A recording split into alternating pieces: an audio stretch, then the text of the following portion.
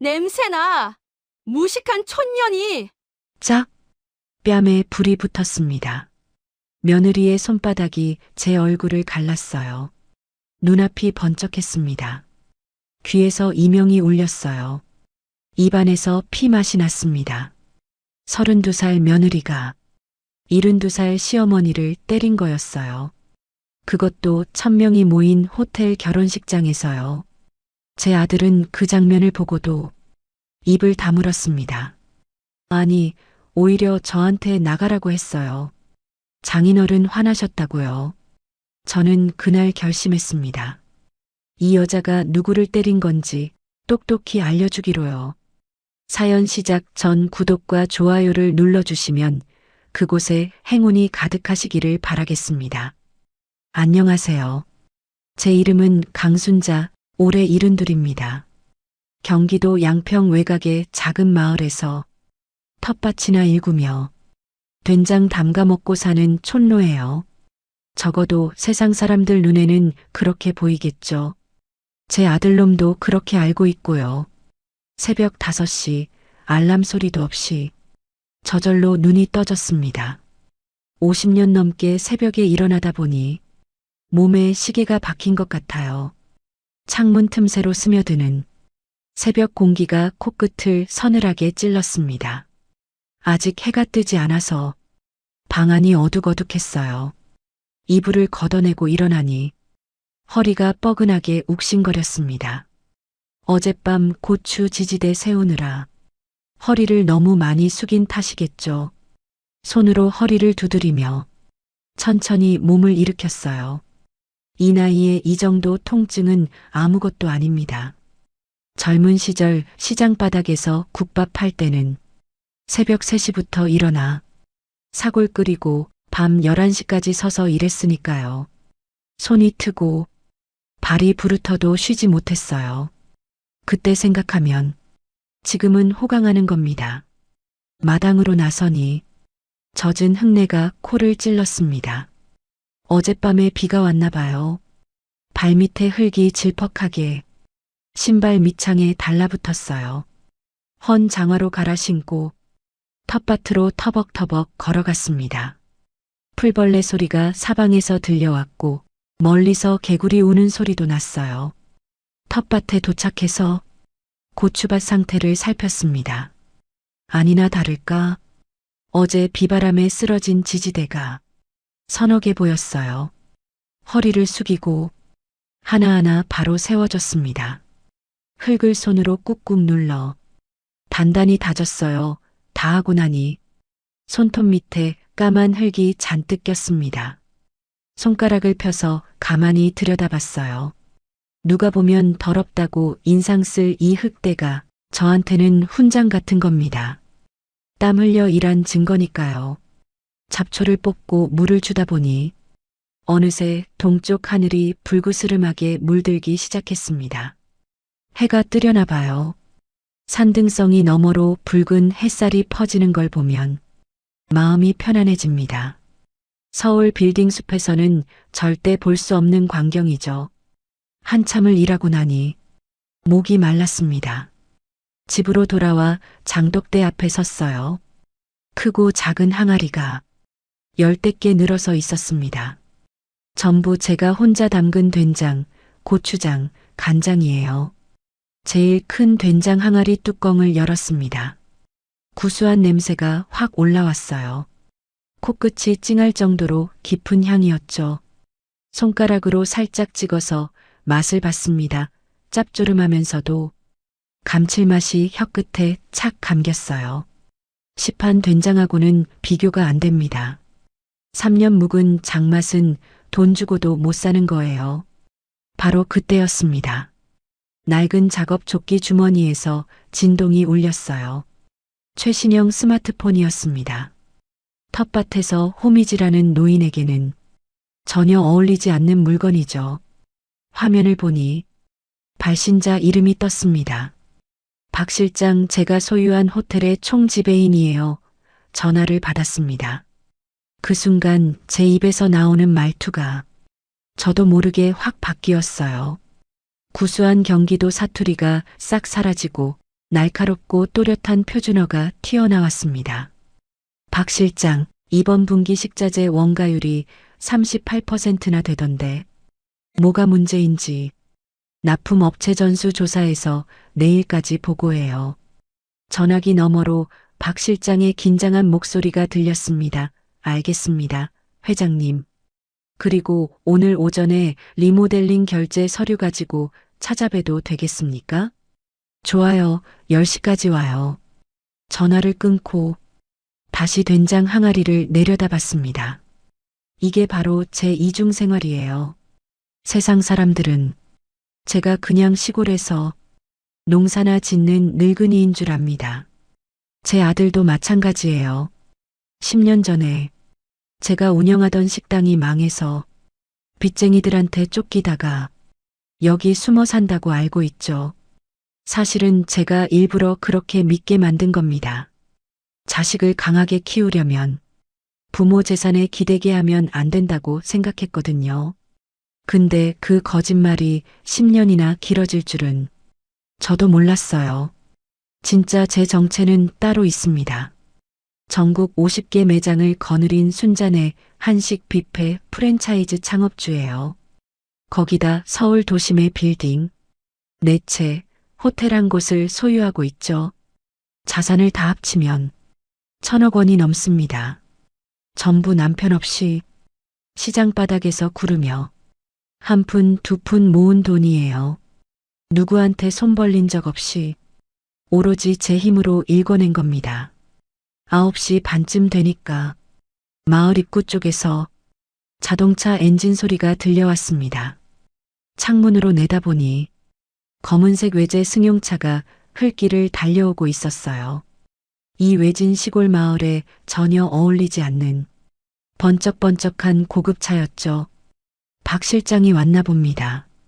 차가 마을 어귀 느티나무 아래에 멈췄습니다.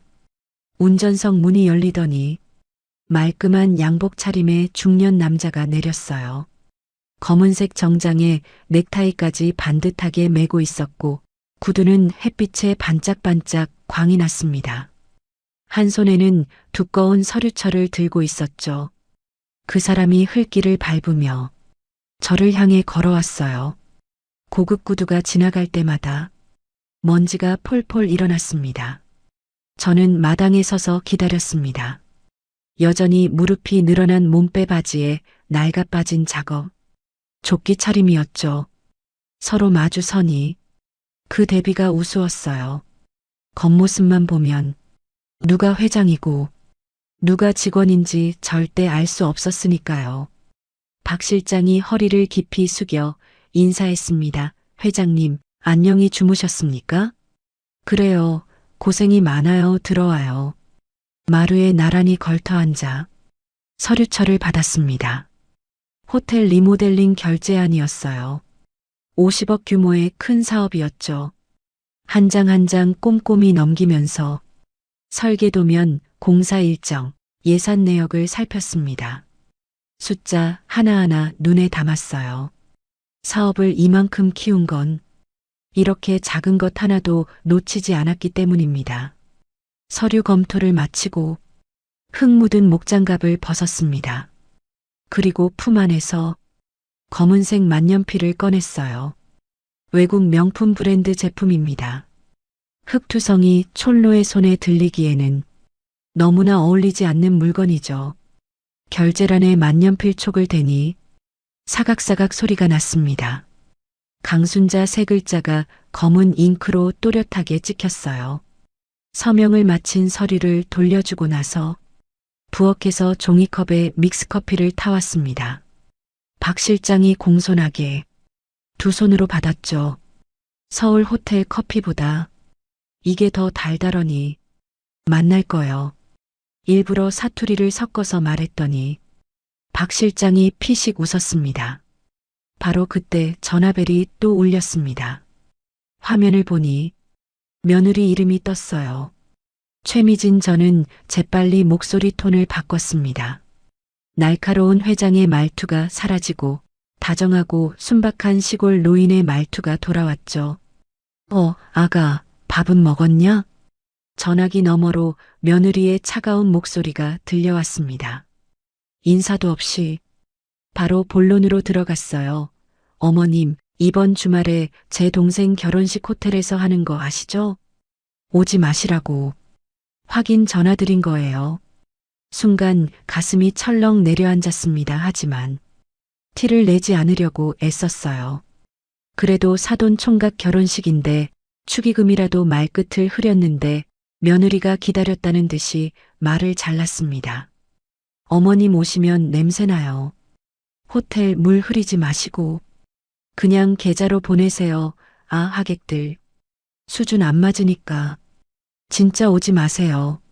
숨이 턱 막혔습니다. 냄새가 난다고요. 수준이 안 맞는다고요. 저도 모르게 만년필을 쥔 손에 힘이 들어갔어요. 주먹이 부들부들 떨렸습니다. 며느리는 거기서 끝내지 않았어요. 전화를 끊는다고 생각했는지 수화기를 제대로 가리지도 않고 혼잣말을 내뱉었습니다. 아우, 시골. 노인네 눈치 없어서 큰일이야 쪽팔리게. 진짜 뚜뚜뚜 통화 종료음이 귀를 때렸습니다. 손에 든 스마트폰이 덜덜 떨렸어요. 아니, 제 손이 떨리는 거였죠. 박 실장이 걱정스러운 눈으로 저를 바라봤습니다. 저는 애써 괜찮은 척 표정을 지었어요. 텃밭 쪽을 물끄러미 바라봤습니다. 남편이 일찍 세상을 떠난 후 저 혼자 시장 바닥에서 이 악물고 살았어요. 새벽 3시에 일어나 사골 끓이고 밤늦게까지 손님 상 받고 설거지하고 손이 갈라지고 발이 퉁퉁 부어도 쉬지 않았습니다. 오로지 아들 하나 번듯하게 키우겠다는 일념으로요. 그렇게 키운 아들이 대기업에 취직했을 때 얼마나 기뻤는지 몰라요. 드디어 고생 끝이다 싶었죠. 근데 지금은 어떻습니까? 그 아들이 장가를 가더니 어느새 저는 냄새나는 늙은이가 되어버렸어요. 창피하고 쪽팔린 존재가 됐습니다. 잠시 후 아들한테 전화를 걸었습니다. 신호음이 4-5번 가고 나서야 아들이 받았어요. 엄마 무슨 일이야? 아니, 그냥 이번 주말 처남 결혼식 간다며? 전화기 너머로 아들이 헛기침하는 소리가 들렸습니다. 뭔가 말하기 곤란한 눈치였죠. 목소리가 작아졌어요. 엄마 미안해요. 미진이가 요즘 예민해서 그래요. 나중에 따로 갈게요. 나중에 또 나중입니다. 아들은 언제나 나중이라고 해요 하지만 그 나중은 한 번도 온 적이 없죠. 알았다. 바쁘면 끊어라. 아들이 황급히 전화를 끊었습니다. 마치 저와 통화하는 게 누구한테 들킬까봐 두려운 것처럼요. 가슴 한구석이 서늘하게 식어갔습니다. 아들이 저보다 처가 눈치를 더 보는 게 뻔히 보였어요. 제가 뼈 빠지게 키운 자식이 이렇게 됐다니. 자식 농사가 대용작이구나 하는 생각이 머리를 때렸습니다. 다시 장독대 앞으로 걸어갔습니다. 된장 항아리 뚜껑을 열고 한참을 내려다봤어요. 3년 동안 정성껏 띄운 장입니다. 콩 고르고 매주 쓰고 소금물 농도 맞추고 손이 얼마나 많이 갔는지 몰라요. 이건 절대 실패하지 않았습니다. 제가 키운 게 된장만이 아닌데 자식 농사는 왜 이 모양인지 항아리 뚜껑을 도로 덮으며 나지막이 중얼거렸습니다. 싹수가 노라면 쳐내야지. 박 실장이 조심스럽게 입을 열었습니다. 회장님, 이번 주말 예식 말입니다. 정말 안 가실 겁니까? 그 호텔 회장님 소유 아닙니까? 고개를 돌려 박 실장을 봤습니다. 그의 눈에 걱정이 가득 담겨 있었어요. 맞습니다. 그 결혼식이 열리는 호텔이 바로 제 건물이에요. 며느리는 그 사실을 꿈에도 모르죠. 사돈도 모르고요. 심지어 제 아들조차 모릅니다. 가야지.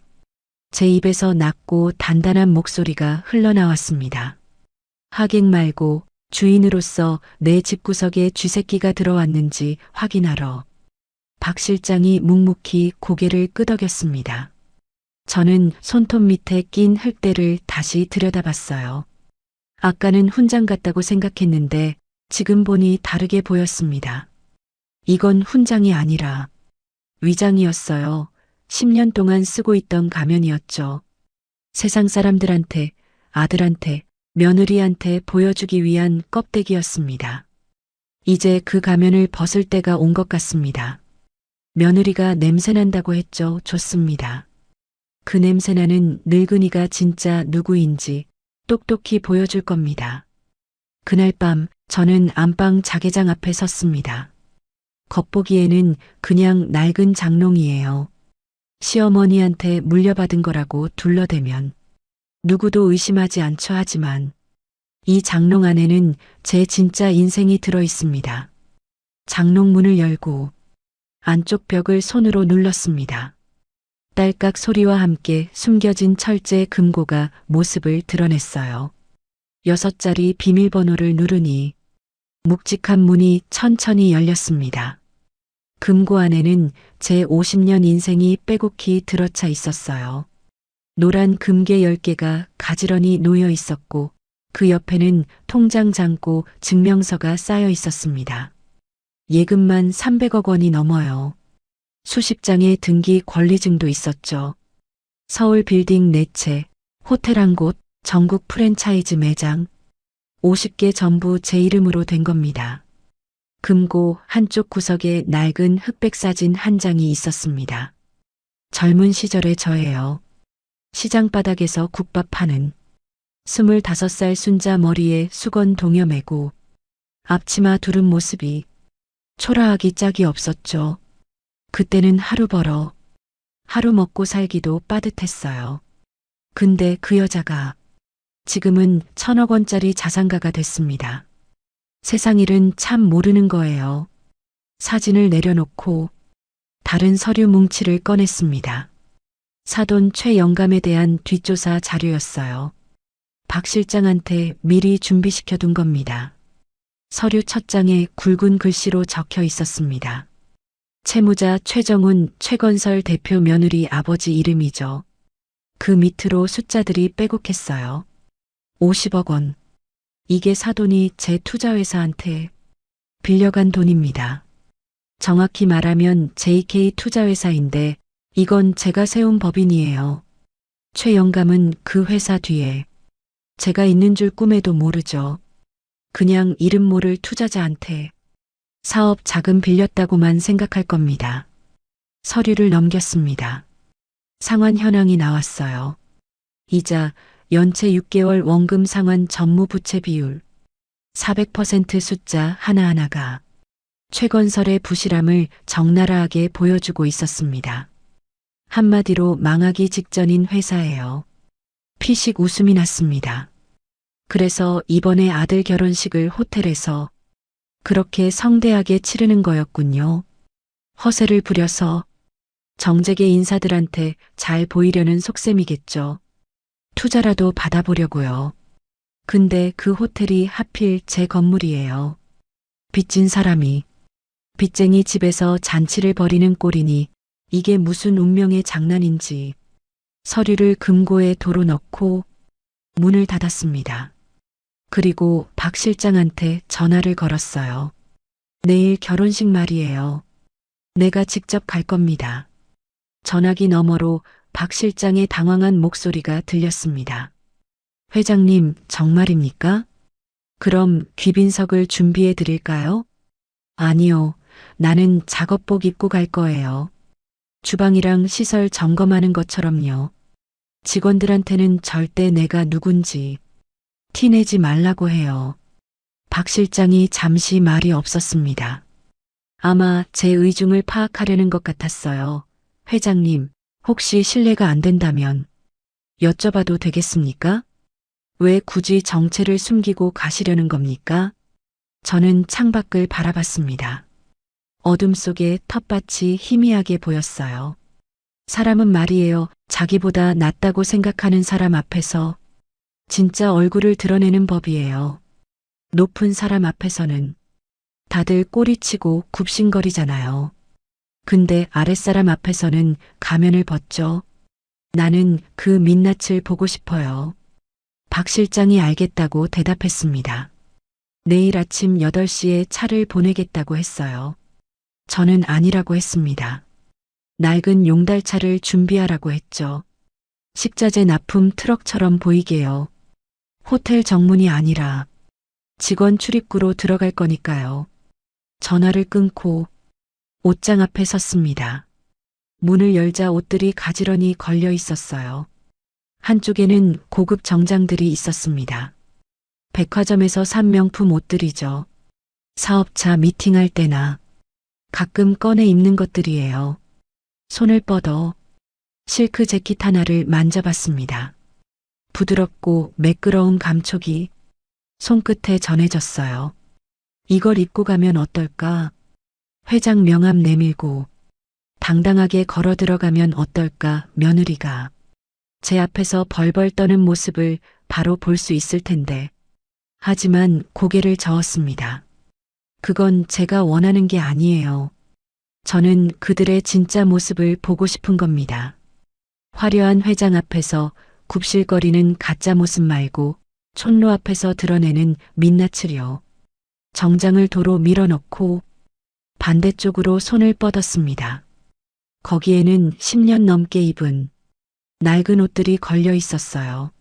늘어난 티셔츠, 무릎이 나온 몸빼 바지, 보풀하기 일어난 패딩 조끼 전부 빛바래고 해진 것들이죠. 하나씩 꺼내서 침대 위에 올려놓았습니다. 내일 입고 갈 옷들이에요. 이게 제 전투복입니다. 결혼식 당일 아침이 밝았습니다. 새벽 5시에 눈을 떴어요. 평소보다 1시간이나 일찍이었죠. 이상하게 잠이 오지 않았습니다. 가슴이 두근거렸어요. 긴장되는 건지 기대되는 건지 모르겠더라고요. 세수를 하고 거울 앞에 섰습니다. 주름 깊이 팬 얼굴이 비쳤어요. 72회를 살아온 얼굴이죠. 평소 같으면 가볍게 화장이라도 했을 텐데 오늘은 일부러 아무것도 바르지 않았습니다. 화장기 하나 없는 맨 얼굴 그대로요. 머리도 일부러 빗지 않았습니다. 흰머리가 부스스하게 헝클어진 채로 뒀어요. 거울 속에 저는 영락없는 시골 할머니였습니다. 아무도 이 사람이 1,000억 원짜리 자산가라고 생각하지 못할 거예요. 옷을 입었습니다. 어젯밤 꺼내둔 낡은 옷들이요. 늘어난 티셔츠를 머리 위로 뒤집어 쓰고 무릎 나온 몸빼 바지를 올려 입었어요. 마지막으로 보풀하기 일어난 패딩 조끼를 걸쳤습니다. 전신 거울 앞에 서서 위아래를 훑어봤어요. 완벽했습니다. 어디서 봐도 그냥 시골 노인이었어요. 근데 뭔가 부족했습니다. 손을 내려다봤어요. 어제 밭일하고 나서 손을 너무 깨끗이 씻었더라고요. 손톱 밑이 말끔했습니다. 이건 안 돼요. 마당으로 나갔습니다. 텃밭 흙을 한 줌 집어서 손톱 밑에 일부러 묻혔어요. 검은 흙대가 손톱 사이사이에 꼈습니다. 이 정도면 됐어요. 진짜 촌로처럼 보이려면 디테일이 중요한 겁니다. 집 안으로 들어와서 다시 거울 앞에 섰습니다. 표정을 바꿔봤어요. 회장으로 일할 때의 날카로운 눈빛을 지웠습니다. 대신 세상 물정 모르고 주눅든 시골 노인의 눈빛을 연습했어요. 눈을 살짝 내리깔고 어깨를 움츠리고 허리를 구부정하게 굽혔습니다. 아이고, 사돈 어른, 안녕하셔요. 거울 속에 제가 굽실거렸습니다. 꽤 그럴듯했어요. 10년 동안 촌로 연기를 해왔으니 이 정도는 식은 죽 먹기죠. 8시가 되자 마을 어귀에 낡은 용달차 한 대가 들어왔습니다. 박 실장이 준비한 차예요. 식자재 납품 트럭처럼 보이게 하려고 짐칸에 박스 몇 개를 실어뒀더라고요. 완벽했습니다. 차에 올라타기 전 주머니를 확인했습니다. 품 안에 명품 만년필이 있었어요. 이건 유일하게 가져가는 제 정체의 증거입니다. 나중에 필요할 때 쓸 거예요. 용달차 조수석에 올라탔습니다. 낡은 시트에서 먼지 냄새가 났어요. 스프링이 나간 건지 엉덩이가 푹 꺼졌습니다. 제가 평소 타던 외제차 뒷좌석과는 천지 차이였죠. 하지만 오늘은 이게 맞습니다. 차가 출발했습니다. 덜컹덜컹 흔들리면서 마을을 빠져나갔어요. 창밖으로 익숙한 풍경이 스쳐 지나갔습니다. 논밭, 비닐하우스, 작은 구멍가게. 이게 10년 동안 제가 봐온 풍경이에요. 서울로 진입하니 풍경이 확 바뀌었습니다. 높은 빌딩들이 하늘을 찌를 듯 솟아 있었어요. 유리창에 햇빛이 반사되어 눈이 부셨습니다. 저 빌딩들 중에 제 소유가 4채나 있어요. 근데 지금 저는 낡은 용달차 조수석에 앉아 있죠. 아이러니한 일이에요. 호텔이 가까워졌습니다. 멀리서도 웅장한 건물이 보였어요. 25층짜리 특급 호텔입니다. 제가 5년 전에 사들인 건물이죠. 리모델링해서 지금은 서울에서 손꼽히는 예식장이 됐어요. 호텔 정문 앞에는 고급 승용차들이 줄지어 서 있었습니다. 검은색, 흰색, 은색 외제차들이요. 발렛 파킹 직원들이 바쁘게 움직이고 있었어요. 결혼식 하객들이 속속 도착하는 모양이었습니다. 저희 용달차는 정문으로 가지 않았습니다. 건물 뒤쪽으로 돌아갔어요. 직원 전용 출입구 쪽이었죠. 쓰레기 분리수거장 옆에 차를 세웠습니다. 음식물 쓰레기 냄새가 훅 끼쳤어요. 호텔 앞쪽의 화려함과는 완전히 다른 풍경이었습니다. 차에서 내렸습니다. 낡은 운동화가 아스팔트 바닥을 밟았어요. 주머니에서 핸드폰을 꺼내 박 실장한테 문자를 보냈습니다. 지금부터 나는 회장이 아니에요. 신호 줄 때까지 절대 나서지 마세요. 전송 버튼을 누르고 핸드폰을 도로 집어넣었습니다. 직원 출입구 쪽으로 걸어갔습니다. 철문 앞에 젊은 경비원이 서 있었어요. 저를 위아래로 훑어보더니 인상을 썼습니다. 어디서 오셨어요? 여기 관계자 외 출입 금지인데요. 저는 허리를 굽히고 연기를 시작했습니다. 아이고, 저기 오늘 결혼식 하객인디 길을 잘못 들어서요. 정문이 어디요? 경비원이 귀찮다는 듯이 손을 휘휘 저었습니다. 하객이시면 저쪽으로 돌아가세요. 여기 들어오시면 안 돼요. 고개를 조아리며 물러났습니다. 속으로는 그 경비원 사원 번호를 외웠어요. 나중에 인사고과에 반영해야겠죠. 손님한테 저렇게 퉁명스럽게 굴면 안 되니까요. 건물 옆으로 돌아가다가 열린 비상구를 발견했습니다. 청소 용역 직원이 쓰레기통을 끌고 나오다가 문을 열어둔 모양이었어요. 저는 자연스럽게 그 틈으로 들어갔습니다. 어두운 복도가 나왔습니다. 형광등 불빛이 희미하게 깜빡이고 있었어요. 벽에는 배관들이 지나가고 바닥에는 물기가 얼룩져 있었습니다. 손님들은 절대 볼 수 없는 호텔의 뒷모습이었죠. 저는 천천히 걸음을 옮겼습니다. 심장이 빠르게 뛰었어요. 긴장되는 건지 흥분되는 건지 알 수 없었습니다. 분명한 건 하나 있었어요. 이제 사냥이 시작된다는 겁니다.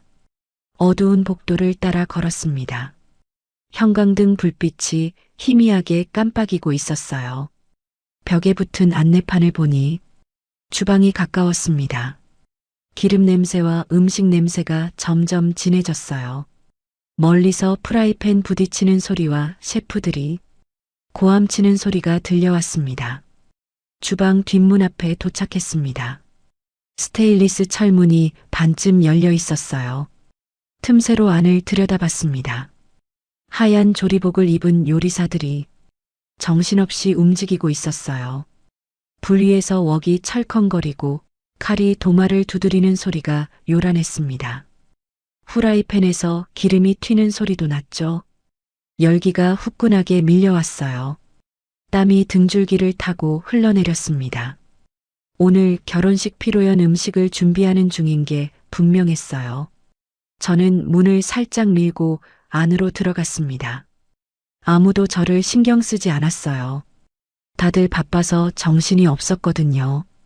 저는 구석에 쌓인 식자재 박스 뒤에 몸을 숨겼습니다. 쪼그리고 앉으니 무릎이 욱신거렸어요. 나이가 나이인지라 관절이 좋지 않거든요. 하지만 참았습니다. 거기서 주방 전체를 살필 수 있었어요. 눈이 절로 식자재 박스들로 향했습니다. 직업병 같은 거예요. 수십 년간 식당을 운영했으니까요. 어떤 재료를 쓰는지 신선한지 아닌지 한눈에 보입니다. 박스 옆면에 붙은 라벨을 읽었어요. 순간 눈을 의심했습니다. 수입산 냉동 등심. 이게 뭔가 싶었습니다. 저는 분명히 지난달 결제 서류에서 봤어요.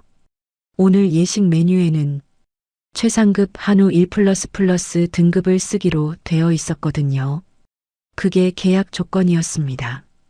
박 실장이 직접 확인하고 결제 올린 건데요.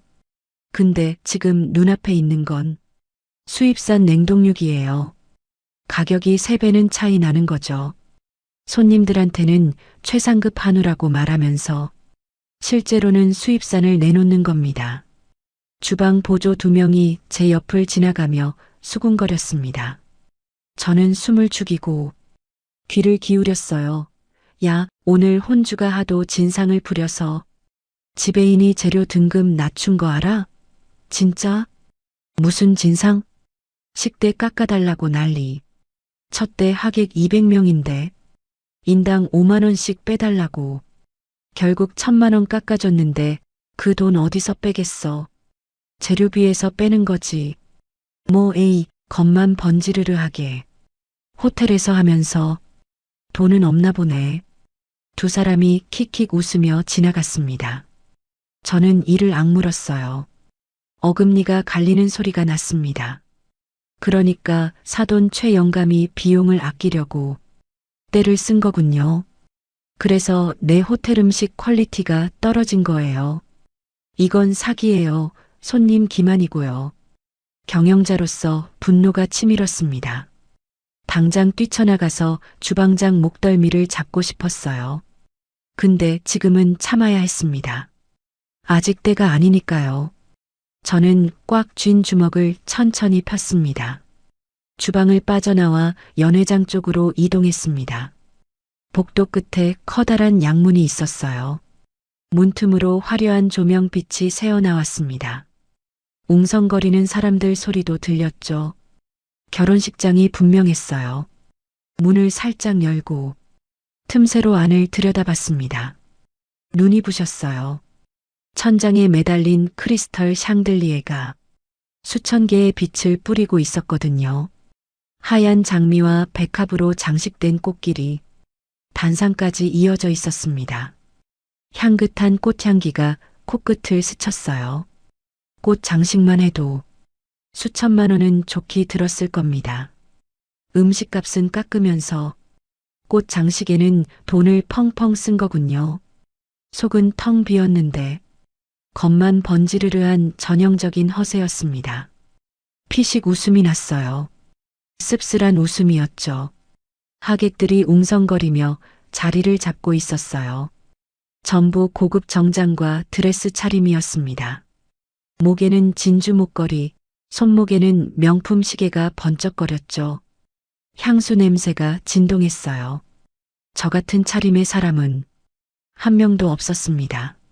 만약 제가 저기 들어가면 다들 쳐다볼 거예요. 거지가 왜 왔냐는 눈빛으로요. 그때 낯익은 목소리가 들렸습니다. 사돈 최 영감이었어요. 60대 중반의 배 나온 남자가 하객들 사이를 누비며 큰 소리로 떠들고 있었습니다. 얼굴이 벌겋게 달아있는 걸 보니 벌써 술을 몇 잔 마신 모양이었어요. 걸음걸이도 약간 비틀거렸죠. 아이고, 박 사장님, 와주셔서 영광입니다. 오늘 우리 막내가 장가를 가네요. 하객 한 명이 물었습니다. 그런데 최 사장, 사돈은 안 오셨어? 최영감의 얼굴이 순간 굳었습니다. 눈이 가늘어지더니 입꼬리가 실룩거렸어요. 그러더니 손사래를 치며 목소리를 낮췄습니다. 근데 그게 속삭임이라기엔 너무 컸죠. 일부러 주변에 들으라고 하는 것 같았어요. 에이, 사돈요? 오지 말라고 했습니다. 시골에서 밭이나 매는 노인네가 뭘 안다고요. 와봤자 눈치도 없이 민폐만 끼치지 하. 주변 사람들이 킥킥 웃었습니다. 제 심장이 쿵 내려앉았어요. 귀가 멍멍해졌습니다. 저 사람이 지금 저를 두고 하는 말이었어요. 눈치 없는 시골 노인네라고요. 민폐라고요. 최영감이 계속 말했습니다. 목소리가 더 커졌어요. 우리 사위 불쌍하죠. 그런 집안에서 자라가지고 어머니가 빚쟁이한테 쫓겨서 시골에 숨어 산다면서요? 쯧쯧 내가 걷어서 먹여 살리는 거나 마찬가지입니다. 걷어서 먹여 살린다고요. 저는 입술을 깨물었습니다. 피 맛이 났어요. 저 사람이 우리 아들을 무시하고 있었습니다. 그것도 대놓고 여러 사람 앞에서요. 내 아들이 저 인간한테 먹여 살림을 받는다고요. 50억이나 빌려간 주제예요.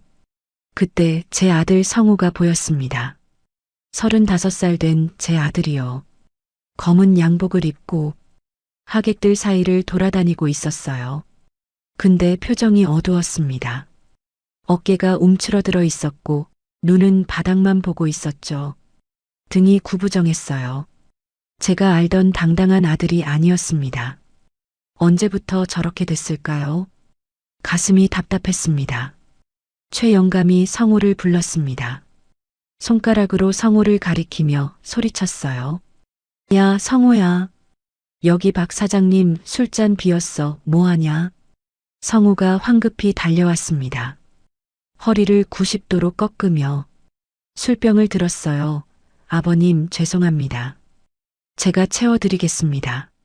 성우가 술을 따르는데 손이 떨리는 게 보였어요. 술이 잔 밖으로 조금 튀었습니다. 최영감이 인상을 썼죠.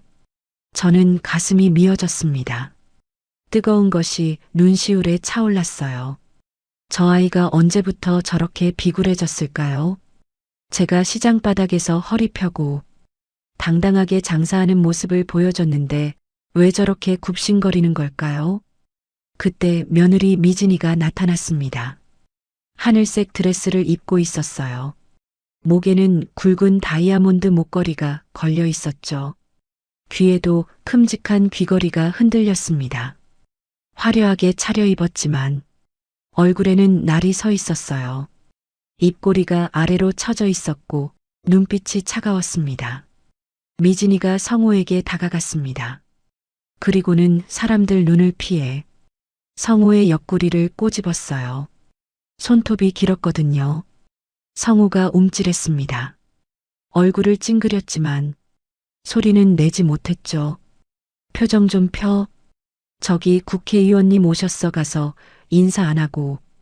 뭐해? 목소리는 낮았지만 날카로웠어요. 하인한테 지시하는 것 같았습니다. 지금 가려던 참이야. 말대꾸는 빨리 가. 미진이가 성우의 등을 떠밀었습니다. 성우가 비틀거리며 걸어갔어요. 뒷모습이 처량했습니다. 저는 주먹을 꽉 쥐었어요. 손톱이 손바닥을 파고들었습니다. 연회장 구석 테이블에서 사돈댁 친척들이 모여 앉아 있었습니다. 중년 여자 서너시 머리를 맞대고 수군거리고 있었어요. 저는 슬쩍 그쪽으로 다가갔습니다. 뒤에 있는 커다란 화분 뒤에 숨어서 귀를 기울였죠. 그 시어머니 진짜 안 온 거 맞아? 응, 미진이가 오지 말라고 했대. 촌티나서 창피하다고 잘했네. 왔으면. 냄새나서 밥맛 떨어질 뻔했어. 그러게 무식한 거렁뱅이가. 뭘 안다고 와 안 온 게 도와주는 거지. 여자들이 킥킥 웃었습니다. 저는 눈을 감았어요. 심장이 바늘로 찔리는 것 같았습니다. 거렁뱅이라고요. 제가 거렁뱅이라고요. 평생 피땀 흘려 일해서 1,000억 원을 모은 제가요. 숨이 막혀서 연회장을 빠져나왔습니다. 복도를 걸어서 화장실 쪽으로 갔어요. 청소 도구함이 있는 구석진 곳에 쭈그리고 앉았습니다. 다리에 힘이 풀렸거든요. 손이 떨렸어요. 눈물이 날 것 같았지만 참았습니다. 한참을 그렇게 앉아 있었습니다. 머릿속이 복잡했어요. 분노와 서러움이 뒤엉켜서 어떤 감정인지 알 수가 없었죠. 그때 누군가 다가오는 발소리가 들렸습니다. 고개를 드니 청소 용역 아주머니가 서 있었어요. 50대쯤 되어 보이는 분이었습니다. 손에 대걸레를 들고 있었죠. 얼굴에 걱정이 가득했어요. 아이고, 어머니 괜찮으세요? 저는 얼른 일어나려고 했습니다. 괜찮아요. 다리가 좀 아파서. 아주머니가 품에서 작은 음료수를 꺼냈어요. 이거 드세요. 비타민 음료예요. 저도 힘들 때 마시는 건데. 따뜻한 목소리였습니다. 이 호텔에서 처음으로 느끼는 사람의 온기였어요. 저는 음료를 받았습니다. 손이 떨렸어요. 고마워요. 정말 고마워요. 아주머니가 제 어깨를 토닥이며 지나갔습니다. 저는 그 자리에 한참 서 있었어요. 손에 쥔 음료병이 따뜻하게 느껴졌습니다. 이 거대한 호텔에서 저를 사람으로 대해준 건 저 청소 아주머니뿐이었어요. 사돈도 며느리도, 심지어 내 아들도 저를 짐처럼 취급했습니다. 근데 이름도 모르는 청소, 용역 직원이 저한테 음료수를 건넸어요. 저는 음료수를 마시며 마음을 다잡았습니다. 괜찮아. 이제 시작이야. 핸드폰을 꺼냈습니다.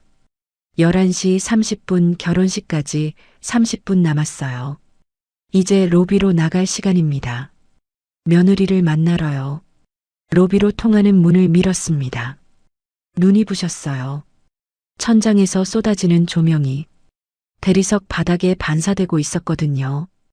연회장과는 또 다른 화려함이었습니다.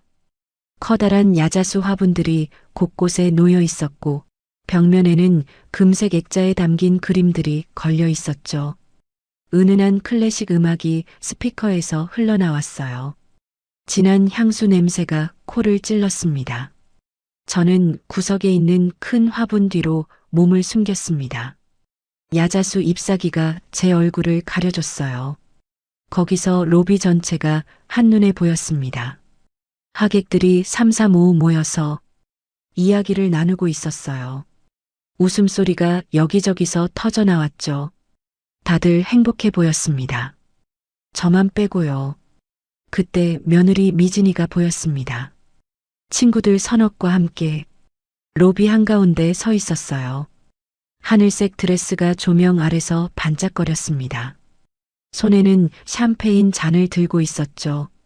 고개를 젖히며 웃고 있었어요. 마치 세상에서 자기가 제일 행복한 사람인 것처럼요. 웃을 때마다 목에 걸린 다이아몬드 목걸이가 흔들렸습니다. 어머, 미진아, 오늘 드레스 진짜 예쁘다. 어디 거야? 친구 한 명이 물었습니다. 미진이가 어깨를 으쓱했어요. 자랑스러운 표정이었죠. 이거 파리에서 공수했어. 국내에는 이 디자인 없거든. 와, 역시 미진이는 달라부럽다. 미진이가 만족스러운 표정을 지었습니다. 입꼬리가 귀에 걸릴 듯이 올라갔어요. 저는 화분 뒤에서 그 모습을 지켜봤습니다. 저 드레스 값이면 시골에서 1년은 넉넉히 살 수 있을 거예요. 근데 저 여자는 그걸 자랑스럽게 떠벌리고 있었죠. 속이 뒤틀렸습니다. 친구 중 한 명이 주변을 둘러보며 물었습니다. 근데 시어머니는 진짜 안 오신 거야? 미진이의 표정이 순식간에 굳었습니다. 눈빛이 차가워졌어요. 입꼬리가 아래로 처졌죠. 방금 전까지의 화사함이 싹 사라졌습니다. 몰라, 노망나서. 길이나 제대로 찾겠어? 안 오는 게 도와주는 거야. 와봤자 창피하기만 하지. 친구들이 킥킥거렸습니다. 저는 입술을 깨물었어요. 이가 살을 파고들었습니다. 참아야 했어요. 아직은요. 그때 미진이가 제 쪽으로 걸어왔습니다. 친구들과 이야기하면서 천천히 다가오고 있었어요. 화분이 있는 방향으로요. 저는 몸을 더 숨기려고 했지만 이미 늦었습니다. 미진이와 눈이 마주쳤어요. 시간이 멈춘 것 같았습니다. 미진이의 얼굴이 하얗게 질렸어요. 눈이 휘둥그레졌습니다. 입이 떡 벌어졌죠. 손에 들고 있던 샴페인 잔이 기울어져서 술이 바닥에 쏟아졌어요. 찰랑거리는 소리가 났습니다. 그 소리가 이상하게 크게 들렸어요. 저는 화분 뒤에서 천천히 걸어 나왔습니다. 낡은 티셔츠에 몸빼 바지 차림으로요. 이 화려한 로비에서 저만 혼자 동떨어진 존재였죠. 주변 사람들의 시선이 느껴졌어요. 수군거리는 소리도 들렸습니다. 손가락질하는 사람도 있었어요. 아가 나지막하게 불렀습니다. 최대한 다정한 목소리로요. 미진이가 뒷걸음질 쳤습니다. 높은 힐이 삐끗했어요. 넘어질 뻔했지만 간신히 중심을 잡았죠. 얼굴이 일그러졌습니다. 공포와 분노가 뒤섞인 표정이었어요. 뭐야 어머님? 목소리가 떨렸어요. 당황한 게 역력했습니다. 주변 친구들이 수군거리기 시작했어요. 저 사람 누구야? 설마 시어머니? 헐, 저 옷 좀 봐, 진짜야? 어머, 냄새 안 나? 미진이의 얼굴이 빨갛게 달아올랐습니다. 수치심 때문인 게 분명했어요. 이를 악물더니 제 팔을 확 잡았습니다. 악력이 장난이 아니었어요. 손가락이 팔뚝살을 파고들었습니다. 긴 손톱이 살을 찔렀어요. 따가웠습니다. 하지만 소리 내지 않았어요. 일단 이리 와요. 미진이가 저를 끌고 갔습니다. 로비 구석에 있는 비상구 쪽으로요. 저는 끌려가면서도 저항하지 않았어요. 오히려 이게 좋았습니다. 사람들 눈을 피해서 이야기할 수 있으니까요. 비상구 문을 밀고 들어갔습니다. 콘크리트 벽으로 둘러싸인 좁은 공간이었어요. 형광등 불빛이 차갑게 내리쬐고 있었죠. 로비의 화려함과는 천지 차이였습니다. 페인트가 벗겨진 벽, 먼지 쌓인 소화기, 쾌쾌한 냄새. 미진이가 문을 쾅 닫았어요. 쇳소리가 계단통에 울렸습니다. 그 소리가 한참 동안 메아리 쳤죠. 그리고 돌아섰습니다. 얼굴에 분노가 가득했어요. 눈이 치켜 올라가 있었고 콧날이 실룩거렸죠. 입술이 파르르 떨렸습니다. 목에 핏줄이 붉어져 나왔어요. 아까 로비에서 웃던 얼굴과는 완전히 딴 사람이었습니다. 이게 이 여자의 진짜 얼굴이었어요. 미쳤어요? 고함이 터져 나왔습니다. 목소리가 비상구 계단통에 쩌렁쩌렁 울렸어요. 노망났어요? 여기가 어디라고 기어와요? 저는 침착하게 대답했습니다. 목소리를 낮추고 또렷하게요. 사돈 총각 결혼식이잖아. 내 아들 처남인데 축하하러 온 게 뭐가 잘못이야? 잘못이 뭐냐고요? 미진이가 비웃었습니다. 코웃음이 나왔어요. 어이가 없다는 표정이었죠. 어머님이 오면 안 되는 이유를 진짜 몰라요? 거울 좀 보세요. 그 꼬라지가 뭐예요? 어디 밤매다 왔어요? 제 몸을 위아래로 훑어봤습니다. 경멸하는 눈빛이었어요. 마치 더러운 걸 보는 것처럼요. 벌레를 보는 것처럼요. 저는 평생 그런 눈빛을 받아본 적이 없었습니다. 냄새나요. 진짜 냄새난다고요. 하객들 다 쳐다보잖아요. 쪽팔려서. 어떻게 해요? 미진이의 목소리가 점점 커졌습니다. 얼굴이 불그락푸르락했어요. 이성을 잃어가는 게 보였죠. 손이 부들부들 떨리고 있었습니다. 저는 한 발짝 다가섰습니다. 그리고 똑바로 눈을 마주쳤어요. 내 건물에서 내가 다니는데 내 허락이 필요하냐? 순간 미진이의 표정이 얼어붙었습니다. 뭐라고요? 하는 눈빛이었어요. 하지만 금방 비웃음으로 바뀌었죠. 지금 뭐라고 했어요? 어머님 건물이요? 로망이 제대로 났네. 빚쟁이한테 쫓겨서 시골에 숨어 사는 주제에 무슨 건물이요? 내가 누군지 알고 그러는 거야? 누구긴 누구예요? 미진이가 소리쳤습니다. 눈에 핏줄이 섰어요. 돈 뜯어내러 온 촌년이지. 평생 시장 바닥에서 굴러다닌 게 티가 난다고요. 무식하고 냄새나는 노인네가. 그 순간 미진이의 손이 번개처럼 올라왔습니다. 짝뺨에 불이 붙은 것 같았어요. 머리가 옆으로 확 돌아갔습니다. 눈앞이 번쩍했어요. 귀에서 이명이 울렸습니다. 윙 하는 소리가 한참 동안 계속됐죠. 세상이 잠시 멈춘 것 같았습니다. 뺨이 화끈거렸습니다. 열기가 퍼져나가는 게 느껴졌어요. 손으로 만져보니 볼이 부어오른 것 같았습니다. 입안에서 피 맛이 났어요. 입술 안쪽이 터진 모양이었죠. 따뜻한 피가 혀끝에 느껴졌습니다. 저는 고개를 천천히 돌렸습니다. 미진이를 바라봤어요. 미진이는 자기가 한 일에 놀란 것 같지 않았습니다. 오히려 분이 안 풀린 표정이었어요. 주먹을 불끈 쥐고 씩씩거리고 있었죠. 됐어요? 정신 좀 들어요? 다시는 내 앞에 얼씬도 하지 마세요. 미진이가 쏘아붙였습니다. 그리고 돌아서서 비상구 문을 열었어요. 나가려는 순간 멈칫했습니다. 저를 돌아봤어요. 그리고요. 성우한테 말해봤자 소용없어요. 어차피 그 사람 내 편이거든요. 문이 쾅 닫혔습니다. 발자국 소리가 멀어져 갔어요. 저는 혼자 비상구 계단통에 서 있었습니다. 형광등 불빛이 차갑게 내리쬐고 있었죠. 뺨이 욱신거렸어요. 하지만 육체적 고통은 아무것도 아니었습니다. 며느리한테 뺨을 맞았어요. 내가 뼈 빠지게 키운 아들의 아내한테요. 그것도 내 호텔에서요. 이게 꿈인가 싶었습니다. 눈물이 나올 것 같았어요. 하지만 참았습니다. 울면 지는 거니까요. 손으로 입가를 닦았습니다. 빨간 피가 손등에 묻었어요. 주머니에서 손수건을 꺼내 천천히 피를 닦았습니다. 그때 비상구 문이 다시 열렸어요. 성우였습니다. 제 아들이요. 얼굴이 사색이 되어 있었어요. 엄마. 성우가 달려왔습니다. 제 뺨을 보고 눈이 커졌어요. 엄마, 뺨이 왜 이래? 저는 아들을 물끄러미 바라봤습니다. 내 처가 때렸다. 담담하게 말했습니다. 성우의 얼굴이 일그러졌어요.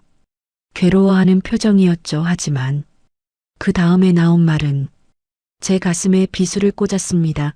엄마, 제발요. 일단 나가 계세요. 장인어른 화나셨잖아요. 나가라고요. 맞은 사람한테 나가라고요. 저는 아들의 눈을 똑바로 쳐다봤습니다. 거기에는 저보다 처가가 더 무서운 게 보였어요. 제 아들은 진실보다 체면을, 엄마보다 장인을 택한 거였습니다. 알았다. 저는 고개를 끄덕였습니다. 성우가 안도의 한숨을 쉬며 나갔어요. 엄마 괜찮냐는 말 한마디 없이요. 문이 닫히고 다시 혼자가 됐습니다. 차가운 콘크리트 벽에 등을 기대고 한참을 서 있었어요. 숨을 깊이 들이쉬고 내쉬었습니다. 심장이 미친 듯이 뛰고 있었어요. 분노 때문인지 충격 때문인지 알 수 없었죠. 하지만 이상하게도 눈물 대신 다른 게 올라왔습니다. 차가운 거였어요. 얼음장처럼 차가운 감정이 가슴속에서 퍼져나갔습니다. 머릿속이 오히려 맑아졌어요. 그래, 이 정도면 됐어. 마음속으로 중얼거렸습니다. 저 여자의 민낯을 충분히 봤어요. 사돈의 허세도 봤고 아들의 비겁함도 봤습니다. 이제 제가 뭘 해야 하는지 명확해졌어요. 저는 핸드폰을 꺼내 박 실장한테 문자를 보냈습니다. 준비해요. 이제 시작합니다. 전송 버튼을 눌렀습니다. 그리고 손수건으로 다시 한번 입가에 피를 닦았어요. 거울이 없어서 얼굴을 볼 수는 없었지만 뺨이 퉁퉁 부어오른 게 느껴졌습니다. 좋아요. 이 얼굴 그대로 나가겠습니다. 다들 똑똑히 보라고요. 비상구 문을 밀고 밖으로 나갔습니다. 이제 사냥꾼이 움직일 차례입니다. 비상구 문을 열고 로비로 나왔습니다. 그런데 분위기가 이상했어요. 아까와 달리 사람들이 웅성거리며 한 곳을 바라보고 있었습니다. 그 시선의 끝에 며느리 미진이가 있었어요. 미진이가 친구들에게 둘러싸여 울고 있었습니다. 아니, 우는 척하고 있었죠. 손으로 얼굴을 가리고 어깨를 들썩이고 있었어요. 하지만 손가락 사이로 보이는 눈은 멀쩡했습니다. 눈물 한 방울 없었어요. 어머, 미진아, 왜 그래? 무슨 일이야? 친구 한 명이 물었습니다. 미진이가 흐느끼는 목소리로 대답했어요. 시어머니가 나를 때리려고 했어. 돈 안 주면 결혼식 망쳐버린다고, 내 드레스 찢으려고 했다고. 저는 귀를 의심했습니다. 뭐라고요? 제가 때리려고 했다고요? 드레스를 찢으려고 했다고요? 완전히 거꾸로 된 이야기였어요. 뺨을 맞은 건 저인데 가해자가 피해자 행세를 하고 있었습니다. 뻔뻔함에 기가 막혔어요. 입이 있어도 말할 수 없는 상황이었죠. 세상에 어떻게 그런 일이 역시 시골 노인네는 무섭다니까. 돈 때문에 그런 거래? 진짜 막무가내내 주변 사람들이 수군거렸습니다. 전부 미진이 편이었어요. 저를 손가락질하며 쳐다봤습니다. 마치 제가 범죄자인 것처럼요. 그때 사돈 최영감이 헐레벌떡 달려왔습니다. 얼굴이 벌겋게 달아있었어요.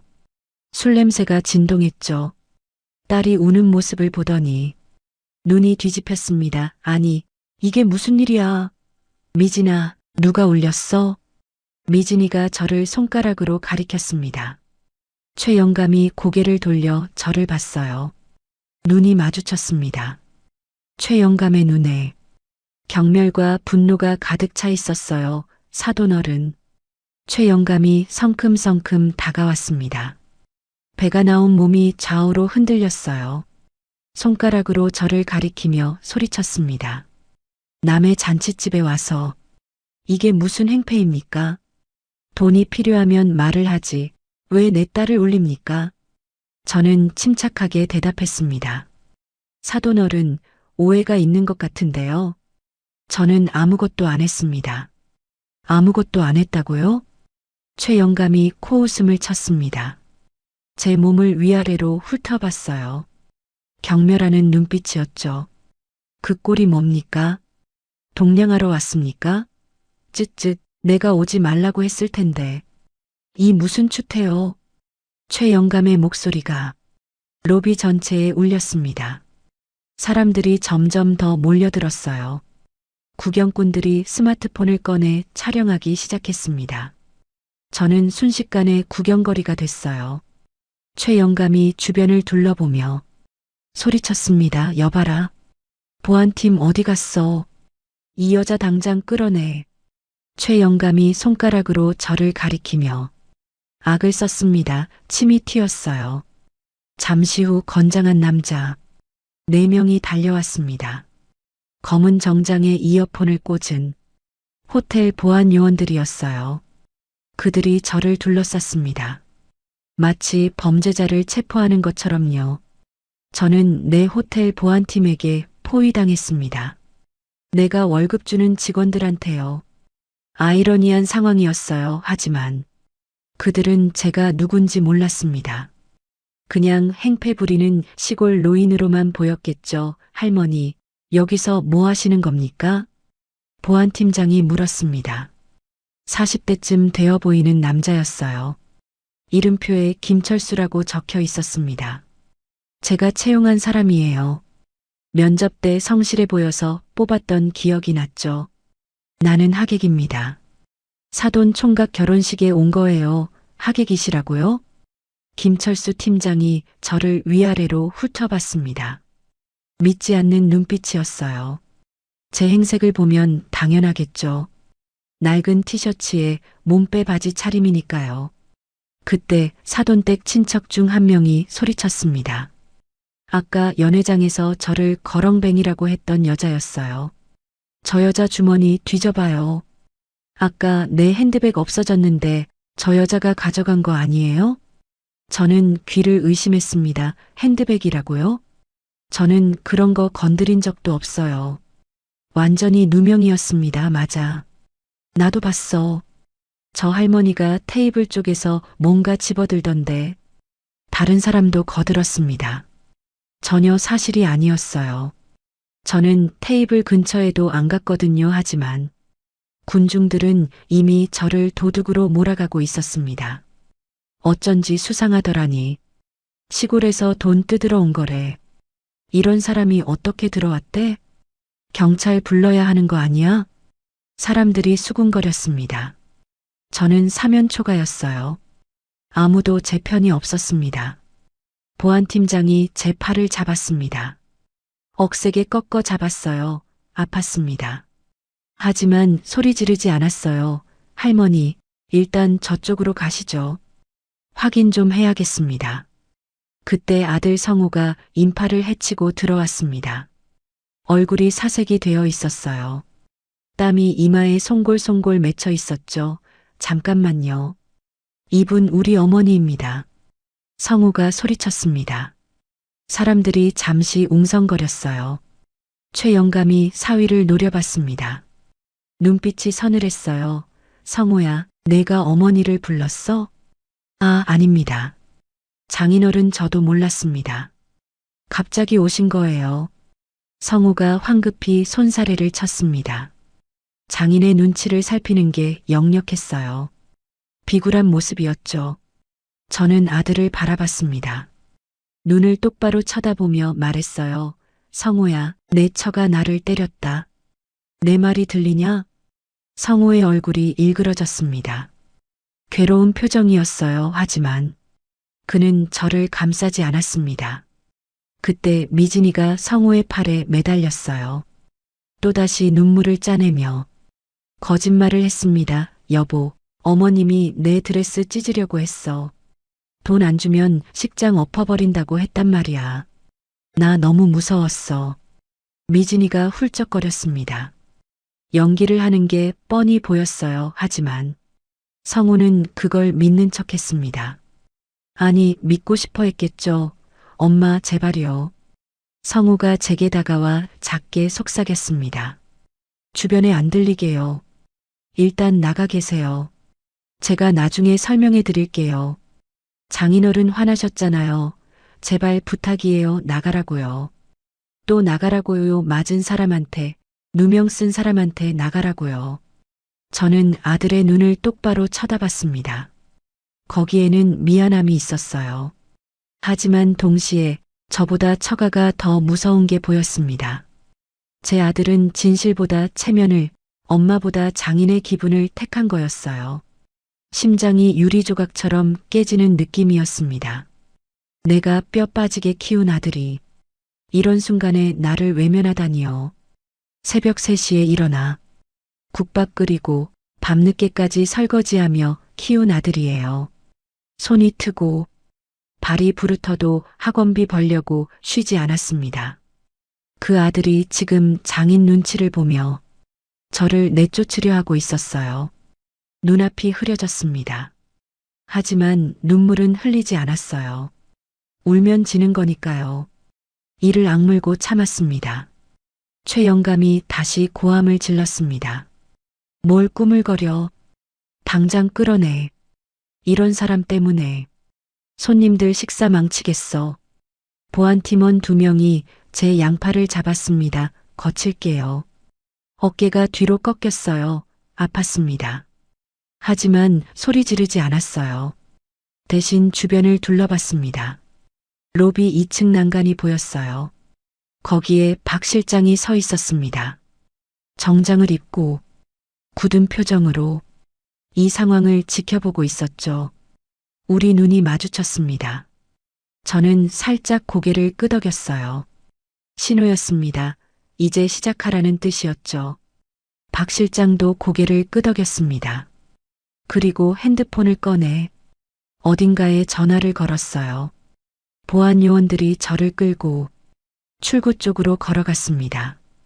대리석 바닥에 제 낡은 신발이 질질 끌리는 소리가 났어요. 하객들이 길을 터주며 저를 쳐다봤습니다. 손가락질하는 사람도 있었고 혀를 차는 사람도 있었죠. 며느리의 비웃음 섞인 목소리가 등 뒤에서 들렸습니다. 휴, 진작 저럴 것이지. 노인네가 주제 파악을 못해서. 큰일이야. 아들 성우는 고개를 푹 숙이고 있었어요. 저를 쳐다보지 못했습니다. 그 모습을 마지막으로 눈에 담았어요. 그 순간 모성애라는 이름이 마지막 족쇄가 풀리는 느낌이었습니다.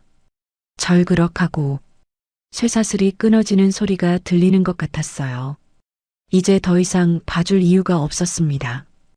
호텔 회전문 앞에 도착했어요. 보안 요원이 문을 밀었습니다. 바깥의 차가운 공기가 얼굴을 때렸어요. 햇빛이 눈부셨습니다. 그때 제 핸드폰이 진동했습니다. 주머니에서 꺼내봤어요. 박 실장의 문자였습니다. 모든 준비 완료되었습니다. 회장님 명령만 내리십시오. 저는 문자를 읽고 고개를 들었습니다. 보안 요원들을 바라봤어요. 그들은 저를 밖으로 밀어내려 하고 있었죠. 저는 꺾였던 팔을 천천히 풀었습니다. 그리고 허리를 곧게 폈어요. 구부정했던 자세가 펴지면서 시골 노인의 모습이 사라졌습니다. 대신 수십 년간 사업을 해온 경영자의 자세가 나타났죠. 보안 요원들이 당황한 표정을 지었습니다. 갑자기 분위기가 바뀐 걸 느낀 거예요. 잠깐 저는 났지만 단호한 목소리로 말했습니다. 자네들 조금만 기다려봐. 목소리가 달라졌어요. 사투리가 사라지고 차갑고 또렷한 표준어가 나왔습니다. 보안 요원들이 멈칫했어요. 뭔가 이상하다는 걸 눈치챈 것 같았죠. 바로 그 순간 호텔 로비 안에서 웅성거림이 비명으로 바뀌었습니다. 불이 왜 꺼져? 정전이야? 무슨 일이야? 사람들이 소리쳤어요. 어둠 속에서 비명과 웅성거림이 뒤섞였습니다. 저는 천천히 몸을 돌렸어요. 그리고 다시 회전문을 밀고 호텔 안으로 들어갔습니다. 보안 요원들이 당황해서 저를 막지 못했어요. 어둠 속에서 제 눈만 빛나고 있었습니다. 이제 진짜 시작입니다. 어둠이 로비를 삼켰습니다. 비상등만 희미하게 빛나고 있었어요. 사람들이 비명을 지르며 우왕좌왕했습니다. 스마트폰 불빛이 여기저기서 깜빡거렸죠. 뭐야, 정전이야? 호텔에서 정전이 되다니. 결혼식 어떻게 해? 하객들이 소란을 피웠습니다. 최영감의 목소리가 들렸어요. 지배인. 지배인 어디 있어? 당장 불 켜. 저는 어둠 속에서 미소를 지었습니다. 계획대로였어요. 박 실장이 제 신호를 받고 정전을 일으킨 거죠. 이 호텔의 전력 시스템은 제가 손바닥 보듯 알고 있었습니다. 5년 전에 리모델링 할 때 직접 검토했거든요. 그때 누군가 제 팔을 잡았습니다. 깜짝 놀라서 뒤를 돌아봤어요. 박 실장이었습니다. 어둠 속에서도 단정한 정장 차림이 보였죠. 회장님, 이쪽으로 오십시오. 박 실장이 작은 목소리로 말했습니다. 주변에 들리지 않게요. 저는 고개를 끄덕이고 그를 따라갔어요. 어둠 속을 빠르게 이동했습니다. 사람들 사이를 피해서요. 로비 뒤편에 있는 직원 전용 통로로 들어갔죠. 비상등이 희미하게 길을 비춰줬습니다. 통로 끝에 작은 방이 있었습니다. 호텔 지배인 사무실이었어요. 박 실장이 문을 열고 저를 안으로 안내했습니다. 방 안에는 비상 조명이 켜져 있었어요. 준비해뒀습니다. 박 실장이 옷걸이를 가리켰습니다. 거기에 검은색 정장이 걸려 있었어요. 제가 중요한 회의 때 입는 옷이었죠. 깔끔하게 다림질되어 있었습니다. 옆에는 진주 목걸이와 금귀걸이가 놓여 있었어요. 신발도 준비했습니다. 회장님 사이즈로요. 박 실장이 바닥을 가리켰습니다. 검은색 구두가 반짝거리고 있었어요. 굽이 낮은 편안한 스타일이었죠. 저는 옷을 바라보며 잠시 멈췄습니다. 이 옷을 입으면 다시는 돌이킬 수 없어요. 시골 노인 강순자는 사라지고 1,000억 원대 자산가 강순자가 나타나는 거죠. 아들과의 관계도 완전히 달라질 겁니다. 잠깐 망설였어요. 정말 이렇게까지 해야 하나 싶었죠. 하지만 뺨에 남은 열기가 느껴졌습니다. 며느리한테 맞은 자리였어요. 아직도 욱신거렸죠. 그리고 아들의 말이 귓가에 맴돌았습니다. 엄마, 나가 계세요. 장인어른 화나셨잖아요. 그래, 더 이상 봐줄 이유가 없어. 저는 낡은 티셔츠를 벗기 시작했습니다. 땀에 젖은 옷이 피부에서 떨어졌어요. 몸빼 바지도 벗었습니다. 거울에 비친 제 모습이 보였어요. 72살 노인의 몸이었죠. 주름지고 마른 몸이었습니다. 손등에는 검버섯이 있었고 무릎에는 반일하다 생긴 흉터가 있었어요. 하지만 눈빛만은 젊었습니다. 결의에 찬 눈빛이었죠. 정장 바지를 입었습니다. 허리에 딱 맞았어요. 고급 원단이 피부에 닿는 느낌이 달랐습니다. 흰 블라우스를 입고 단추를 하나하나 잠갔어요. 손끝이 미세하게 떨렸습니다. 긴장 때문이었죠. 검은 재킷을 걸쳤습니다. 어깨가 펴지는 느낌이었어요. 수십 년간 사업을 하며 입었던 전투복 같은 거였죠. 이 옷을 입으면 저는 달라졌습니다. 시장에서 국밥 팔던 순자가 아니라 회의실에서 계약서에 도장 찍는 강순자가 됐어요. 진주 목걸이를 목에 걸었습니다. 차가운 진주알이 쇄골에 닿았어요. 금귀걸이를 귀에 꽂았습니다. 구두를 신었어요. 딱딱 소리가 났죠. 박 실장이 빗과 손거울을 건넸습니다. 저는 헝클어진 머리카락을 정리했어요. 아까 일부러 빗지 않았던 머리였죠. 깔끔하게 뒤로 넘기고 핀으로 고정했습니다. 거울을 들여다봤어요. 완전히 다른 사람이 되어 있었습니다. 시골에서 밥 매던 할머니가 아니었어요. 대기업 회장 같은 위엄이 느껴졌죠. 아니, 저는 실제로 회장이었습니다. 회장님, 영상 준비도 완료됐습니다. 박 실장이 태블릿을 보여줬습니다. 화면에 여러 영상 파일이 정리되어 있었어요.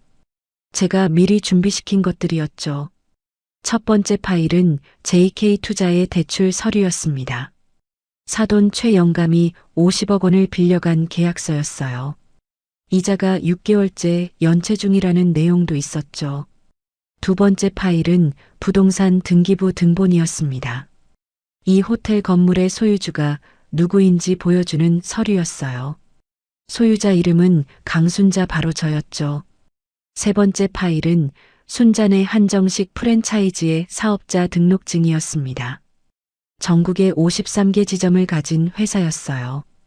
대표이사 이름은 역시 강순자였죠.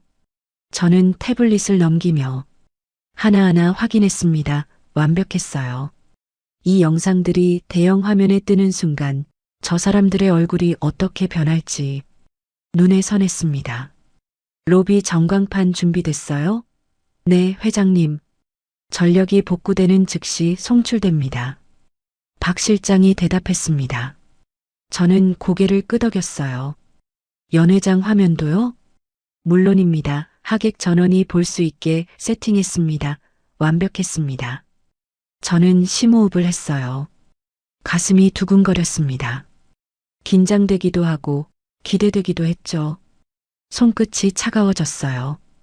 그때 밖에서 소란이 더 커졌습니다. 최영감의 고함 소리가 들렸어요. 이게 무슨 호텔이야. 결혼식 망쳐놓을 셈이야. 당장 책임자 나와. 저는 피식 웃었습니다. 책임자를 찾는다고요? 좋아요. 곧 만나게 해드리죠. 이 호텔의 진짜 주인이 누구인지 보여드리겠습니다. 며느리는 어떻게 되고 있어요? 제가 물었습니다. 박 실장이 창문 너머를 힐끔 봤어요. 아까부터 남편분한테 짜증을 내고 있습니다. 결혼식이 엉망이 됐다고 투덜거리고 있어요. 사돈 어른은요? 호텔 직원들한테 소리 지르고 있습니다. 손해배상 운운하면서요. 저는 고개를 끄덕였습니다. 예상대로였어요.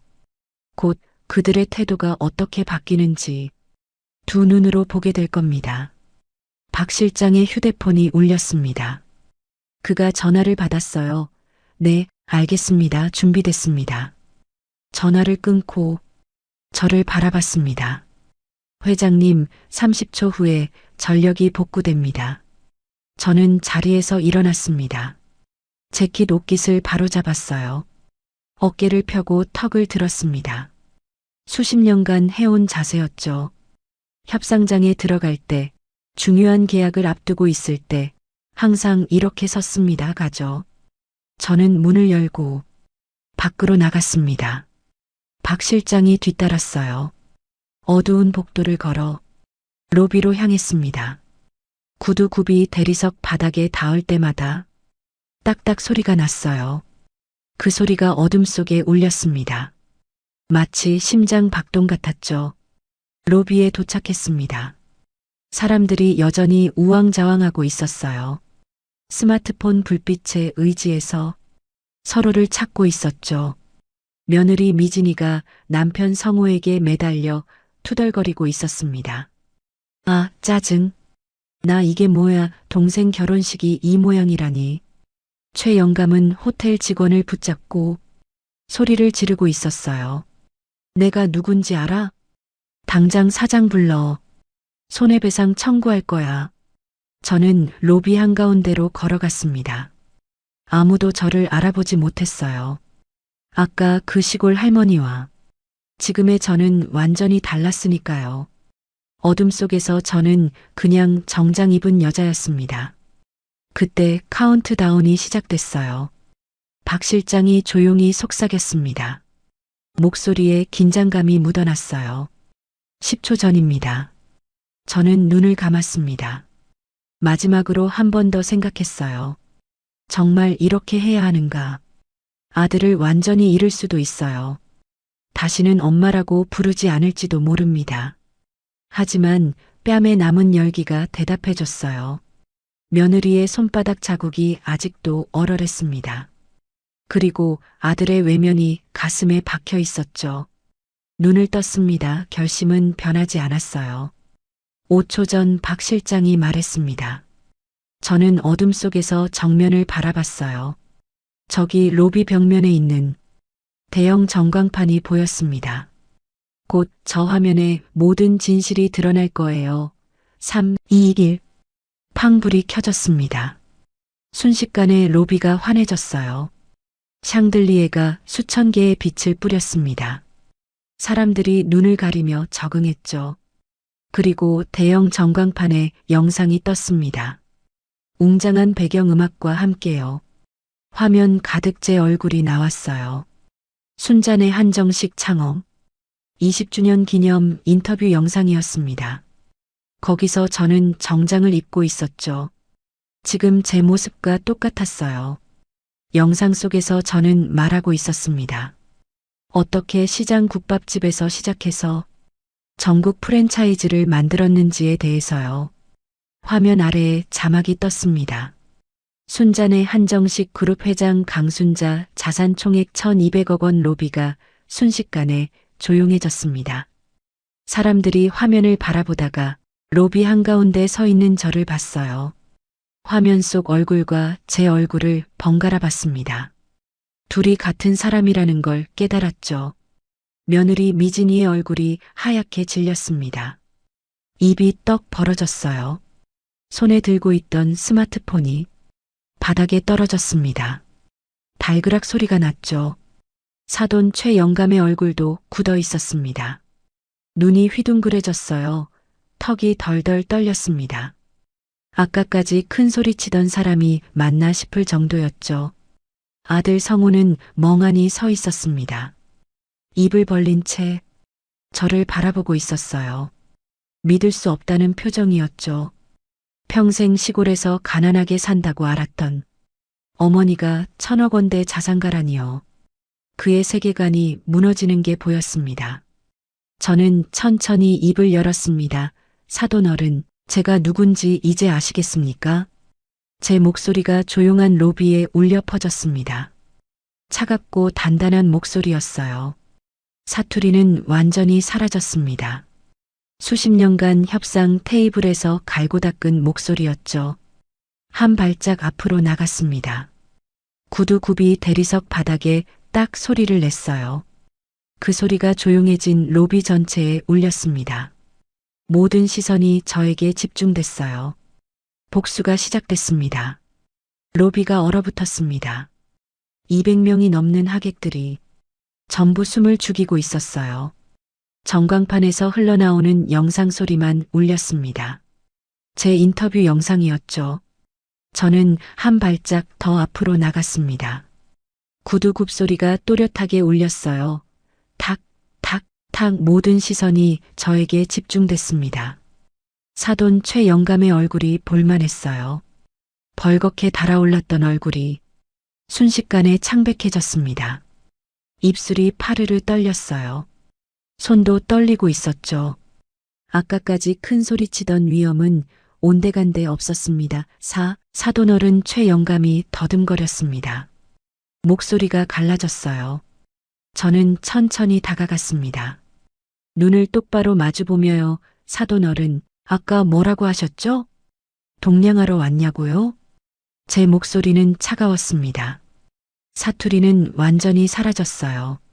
수십 년간 협상 테이블에서 단련된 목소리였죠. 최영감이 뒷걸음질 쳤습니다. 배 나온 몸이 휘청거렸어요. 그게 걷어서 먹여 살린다고도 하셨죠. 우리 아들을요. 저는 한 발짝 더 다가갔습니다. 최영감이 또 물러섰어요. 등이 기둥에 닿았습니다. 더 이상 물러날 곳이 없었죠. 사돈 어른, JK투자라는 회사 아세요? 최영감의 눈이 흔들렸습니다. 당연히 알겠죠. 자기가 50억 원을 빌린 곳이니까요. 저는 박 실장에게 손짓했습니다. 박 실장이 태블릿을 들고 왔어요. 화면에는 대출 계약서가 떠 있었습니다. 이 계약서 보이시죠? 2년 전 50억 원 대출 담보는 사돈 어른 소유의 상가 건물 2채, 이자율 연 8%, 그리고 여기 6개월째 이자 연체 중이라고 적혀 있네요. 최영감의 얼굴이 흙빛으로 변했습니다. 입이 떡 벌어졌어요. 말문이 막힌 거죠. JK투자. 대표이사가 누군지 아세요? 저는 물었습니다. 최영감이 고개를 저었어요. 떨리는 목소리로 대답했습니다. 몰라요 접니다. 저는 또박또박 말했어요. JK투자 대표이사 강순자 바로 저예요. 사돈 어른이 50억 원 빌린 곳 제 회사입니다. 최영감의 무릎이 꺾였습니다. 휘청거리다가 바닥에 주저앉았어요. 양복 바지가 대리석 바닥에 닿았습니다. 하객들이 웅성거렸어요. 저는 최영감을 내려다봤습니다. 아까 저를 거렁뱅이라고 했던 사람이 바닥에 앉아 있었어요. 통쾌했습니다. 하지만 아직 끝이 아니었죠. 그리고 이 호텔 있잖아요. 저는 로비를 둘러보며 말했습니다. 이 호텔 주인이 누군지 아세요? 최영감이 고개를 들었습니다. 눈에 공포가 가득했어요. 입술이 달싹거렸지만 소리가 나오지 않았죠. 저예요. 이 호텔도 제 거예요. 저는 천장을 가리켰습니다. 샹들리에가 반짝거리고 있었어요. 저 샹들리에 제가 이태리에서 직접 골라온 거예요. 로비 대리석, 스페인산이에요. 이 호텔 리모델링 할 때 제가 직접 감리했어요. 하객들이 술렁였습니다. 저 촌스러운 할머니가 이 호화 호텔 주인이라고요? 믿기 어렵다는 표정들이었어요. 하지만 전광판에 떠 있는 등기부 등본이 진실을 말해주고 있었죠. 저는 며느리 미진이를 바라봤습니다. 미진이는 아까부터 굳어서 움직이지 못하고 있었어요. 하늘색 드레스가 조명 아래서 빛났지만 얼굴은 사색이었습니다. 입술이 파랗게 질려 있었죠. 아가, 저는 미진이에게 다가갔습니다. 천천히요. 구두 소리가 딱딱 울렸어요. 아까 나한테 뭐라고 했지? 미진이가 뒷걸음질 쳤습니다. 높은 힐이 삐끗했어요. 하지만 뒤에 남편 성우가 있어서 더 물러나지 못했죠. 냄새난다고 했지? 무식한 촌년이라고 했지? 저는 한 발짝 더 다가갔습니다. 미진이의 눈에 눈물이 고였어요. 공포의 눈물이었죠. 아까 비상구에서 저를 때릴 때의 당당함은 어디로 갔는지 모르겠습니다. 그리고 나를 때렸지. 저는 제 뺨을 가리켰습니다. 아직도 부어 있었어요. 빨갛게 자국이 남아 있었죠. 여기 내 손자국이야. 미진이의 얼굴이 하얗게 질렸습니다. 다리가 풀렸는지 휘청거렸어요. 남편 성우가 부축했지만 성우 자신도 정신이 없어 보였습니다. 어머님. 미진이가 떨리는 목소리로 말했어요. 저는 그게 무릎 꿇어. 저는 차갑게 말했습니다. 로비가 다시 조용해졌어요. 숨소리도 들리지 않았습니다. 뭐라고요? 미진이가 되물었어요. 귀를 의심하는 표정이었죠. 무릎 꿇으라고 했어. 여기서 이 사람들 앞에서. 저는 주변을 둘러봤습니다. 200명이 넘는 하객들이 지켜보고 있었어요. 전부 상류층 사람들이었죠. 미진이의 친구들, 사돈의 사업 파트너들, 정치인들, 그들 앞에서 무릎을 꿇으라는 거였습니다. 전 그런 미진이가 고개를 저었어요. 자존심이 허락하지 않는 거겠죠. 하지만 저는 물러설 생각이 없었습니다. 싫으면 말고. 대신 오늘 결혼식 여기서 끝이야. 저는 박 실장을 바라봤습니다. 박 실장, 연회장 폐쇄해요. 피로연 취소하고요. 네, 회장님. 박 실장이 고개를 숙이고 무전기를 들었어요. 미진이의 얼굴이 경악으로 물들었습니다. 잠깐만요. 미진이가 소리쳤어요. 목소리가 갈라졌습니다. 동생 결혼식이에요. 동생은 잘못한 거 없잖아요. 저는 고개를 끄덕였습니다. 맞아. 내 동생은 잘못 없어. 근데 그건 내가 결정할 일이야. 무릎 꿇고 사과하면, 결혼식 계속 진행해 줄게 안 하면 끝이고. 미진이의 눈에서 눈물이 흘러내렸습니다. 진짜 눈물이었어요. 아까 로비에서 짜던 가짜 눈물이 아니었죠. 굴욕과 분노와 공포가 뒤섞인 눈물이었습니다. 미진이가 천천히 무릎을 꿇었습니다. 하늘색 드레스 자락이 대리석 바닥에 펼쳐졌어요. 파리에서 공수했다던 그 드레스가요. 무릎이 차가운 바닥에 닿는 순간 미진이의 어깨가 떨렸습니다.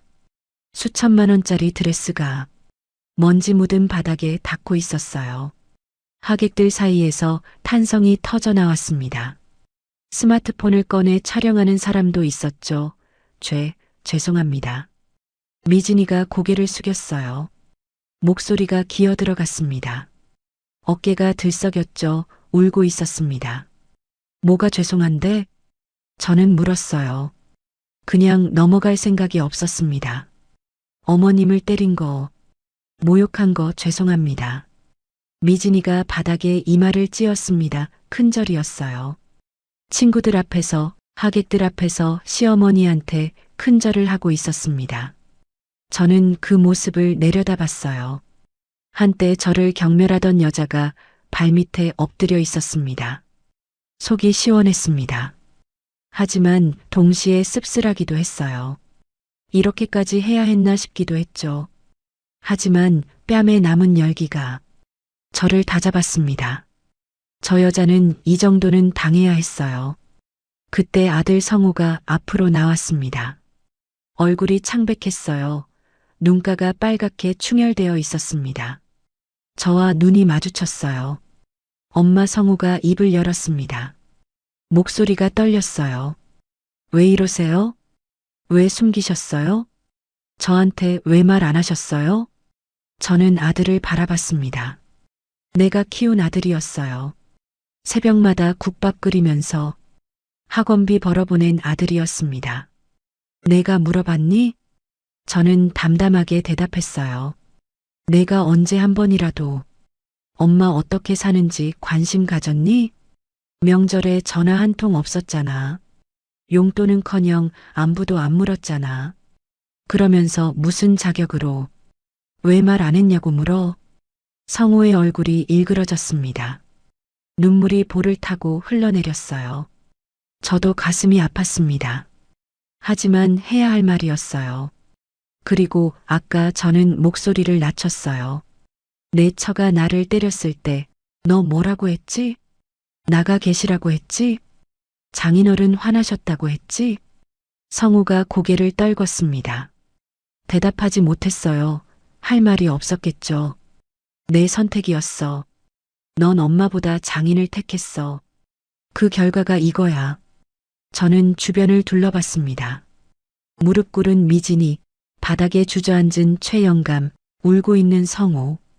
이게 오늘의 결과였어요, 사돈어른. 저는 다시 최영감을 바라봤습니다. 아직도 바닥에 주저앉아 있었어요. 양복이 구겨져 있었고 넥타이가 비뚤어져 있었습니다. 50억 원 다음 주까지 갚으세요. 이자까지 합치면 54억 원이에요. 못 갚으면 담보 건물 넘어갑니다. 최영감이 고개를 들었습니다. 눈에 간청이 가득했어요. 아까까지 저를 거렁뱅이라고 부르던 사람의 눈이 아니었습니다. 사돈어른 제발이요. 시간을 좀 6개월 줬잖아요. 충분했어요. 이제 제 차례예요. 저는 차갑게 말하고 돌아섰습니다. 구두굽이 딱딱 소리를 냈어요. 박 실장, 연회장은 계속 사용하게 해줘요. 신랑 신부는 죄가 없으니까. 네, 회장님. 저는 로비를 가로질러 걸어갔습니다. 하객들이 양쪽으로 갈라지며 길을 터줬어요. 마치 홍해가 갈라지듯이요. 아무도 말을 걸지 못했습니다.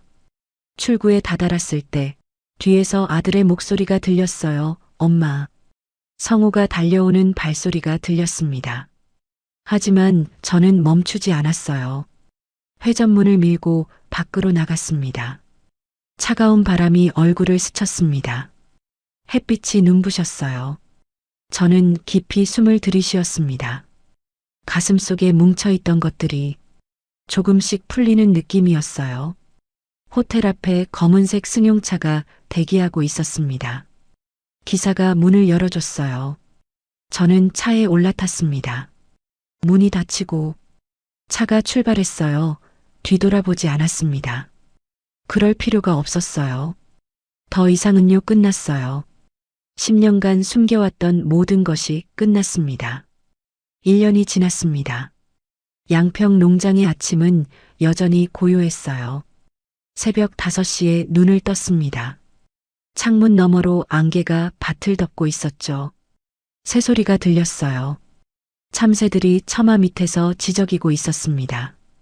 저는 천천히 일어나 기지개를 켰어요. 관절이 뚝뚝 소리를 냈습니다. 73살의 몸이었죠. 텃밭에 나가 상추를 땄습니다. 이슬이 맺힌 푸른 잎사귀가 손끝에 닿았어요. 차갑고 싱그러운 느낌이었죠. 흙 냄새가 코를 스쳤습니다. 1년 전이나 지금이나 이 아침 루틴은 변하지 않았어요. 달라진 건 마음이었습니다. 한결 가벼워졌죠. 가슴을 짓누르던 무거운 것들이 사라졌어요. 아침 7시에 박 실장한테 전화가 왔습니다. 회장님, 오늘 서울 본사 일정 확인차 연락드렸습니다. 응, 10시에 가면 되지? 네, 그리고 오늘 신입 직원 교육이 있습니다. 주방 쪽이요. 저는 잠시 말을 멈췄습니다. 주방 신입 직원. 그게 누군지 알고 있었어요. 알았어요. 내가 직접 볼게요. 전화를 끊고 옷을 갈아입었습니다. 오늘은 정장 대신 편한 옷을 골랐어요. 순잔의 한정식 본사 주방에 갈 거니까요. 거기서는 굳이 차려입을 필요가 없었습니다. 서울로 향하는 차 안에서 창밖을 바라봤어요. 논밭이 아파트 단지로 바뀌고 시골길이 고속도로로 바뀌었습니다. 1년 전 이 길을 달릴 때와 풍경은 같았지만 제 마음은 완전히 달랐어요. 그날 이후로 많은 일이 있었습니다. 사돈 최 영감은 결국 빚을 갚지 못했어요. 다음 주까지라는 기한이 지나도 돈이 마련되지 않았죠. 담보로 잡힌 상가 건물 2채가 JK 투자로 넘어왔습니다. 그것뿐만이 아니었어요. 다른 채권자들도 빚을 받으러 몰려들었죠. 한때 잘 나가던 사업가는 순식간에 빈털터리가 됐습니다. 회사는 부도가 났고 집도 경매에 넘어갔어요. 지금은 지방 어딘가에서 작은 식당을 한다고 들었습니다. 아들 결혼식에서 큰 소리 치던 위세는 온데간데 없다고 했어요. 며느리 미진이는 남편과 이혼했습니다.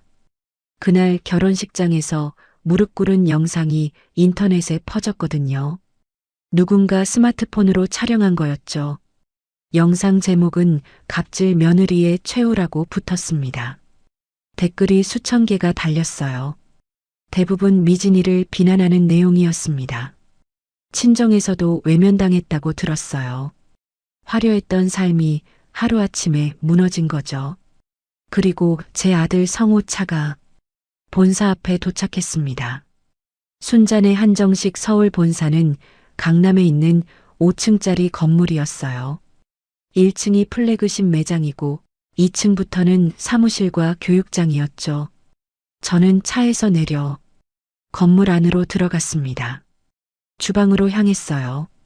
스테인리스 조리대가 반짝거리고 있었습니다. 대형 가스레인지에서 육수가 끓고 있었죠. 익숙한 된장 냄새가 코를 스쳤어요. 수십 년간 맡아온 냄새였습니다. 주방 한쪽에서 신입 직원 교육이 진행되고 있었어요. 하얀 조리복을 입은 젊은 직원들이 줄을 서 있었습니다. 그 맨 끝에 낯익은 얼굴이 보였어요. 성우였습니다.